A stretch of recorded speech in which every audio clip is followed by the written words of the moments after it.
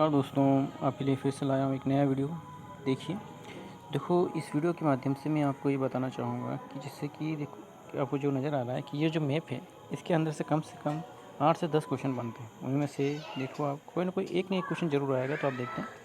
देखो सबसे पहला जो क्वेश्चन बनता है वो यहाँ से बनता है कि इसकी लंबाई चौड़ाई वाला वहाँ कि राजस्थान की जो लंबाई है वो उत्तर से दक्षिण कितनी है, तो आपको साफ नज़र आ रहा है। फिर है पूर्व से पश्चिम कितनी है, वो भी दिख रहा है ना कि सर उत्तर से दक्षिण कितनी है, तो 826 किलोमीटर। और चौड़ाई जो पूर्व से पश्चिम है वो कितनी है, तो 869।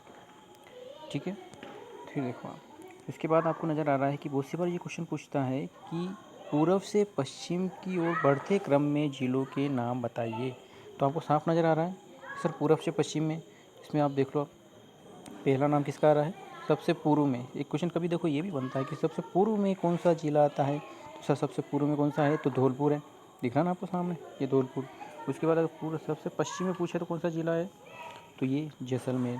फिर आपसे अगर पूछें तो सबसे उत्तर में कौन सा जिला आता है, तो साफ साफ यहाँ आपको नज़र आ रहा है ना, सबसे उत्तर में कौन सा जिला है, ये गंगानगर। उसके बाद आप देखोगे तो सबसे क्या कहते हैं, सबसे दक्षिण में देखो ये ज़िला जो है बांसवाड़ा।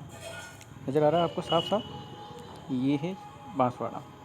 यहाँ पे यानी सबसे दक्षिण में जो ज़िला है, देखो क्वेश्चन कभी कभी ऐसे ही मतलब नॉर्मल क्वेश्चन पूछते हैं वो, लेकिन अपने को आइडिया नहीं रहता। अब देखो एक क्वेश्चन ये और बनता है कि जो राजस्थान के बिल्कुल मध्य में कौन सा है, तो नागौर ज़िला सबसे मध्य में है, जो सभी ज़िलों से जुड़ा हुआ है।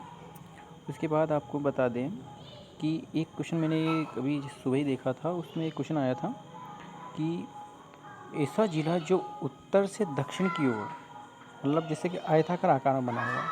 जैसे ये देखो आप, ये है, ये चित्तौड़गढ़ ज़िला। मैं बताना चाहता हूँ चित्तौड़ को, ये यानी कि इसकी जो लंबाई चौड़ाई यानी कि आयताकार बनी हुई है, यानी कि उत्तर से दक्षिण या कह सकते हैं, या फिर अपन कहेंगे कि दक्षिण से उत्तर की ओर है, इसका जो बढ़ते क्रम में है। इस वजह से एक क्वेश्चन ये भी बनता है। उसके बाद आप देख लो जो अपन बात कर रहे थे कि अब जैसे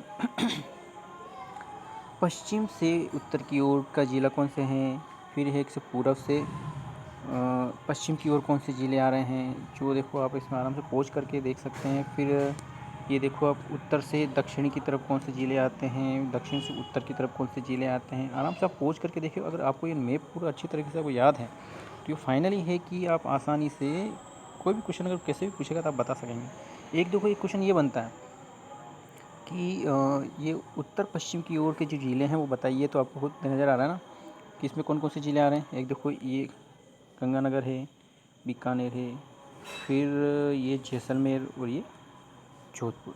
तो इस तरीके से आपको नज़र आ रहा होगा साफ साफ। फिर देखो आप इसके अलावा एक चीज़ और आती है कि मतलब डायरेक्टली ये भी देखो, एक ये मैप इस टाइप का पूछ लेता है कि जो है जैसे एक उत्तर, ये आपको नज़र आ रहा है जैसे ये उत्तर है और ये पूरब है, तो ये उत्तर पूर्व में कौन कौन से ज़िले आते हैं। तो फिर ये सारे जो ज़िले बताएं आपको, ये सारे ज़िले हैं, ये हो गया उत्तर और पूर्व वाला एरिया। फिर अगर मान लो इस तरह से नहीं पूछे तो अब इसी तरीके से ये सारे बाकी जो क्वेश्चन भी बनते हैं, सॉरी, बाकी जैसे कि ये हो गया उत्तर और पश्चिम का, ये आपके उत्तर वाला एरिया और ये पश्चिम वाला एरिया। तो उत्तर से पश्चिम में कौन कौन से ज़िले आते हैं। फिर बात आती है, आप देखोगे कि ये हो गया पूर्व वाला एरिया और ये दक्षिण वाला एरिया। तो यहाँ पे फिर एक तरफ आप देखोगे कि ये पश्चिम वाला एरिया और फिर से बताऊँगा ये हो गया सर दक्षिण वाला एरिया। तो उनमें कौन से ज़िले कहाँ कहाँ स्थित है, इस तरीके से आपके क्वेश्चन बनते हैं। देखो मैंने अपनी कोशिश की है कि इस तरह से जैसे तो क्या क्या क्वेश्चन बनते हैं और किस तरीके से होता है, ये सारी बताने की कोशिश की है। आपको आराम से इसको पोंछ करके सारे ज़िलों को व्यवस्थित देख लेना है और अपनी तैयारी को कंटिन्यू रखना है। ठीक है सर, तो धन्यवाद।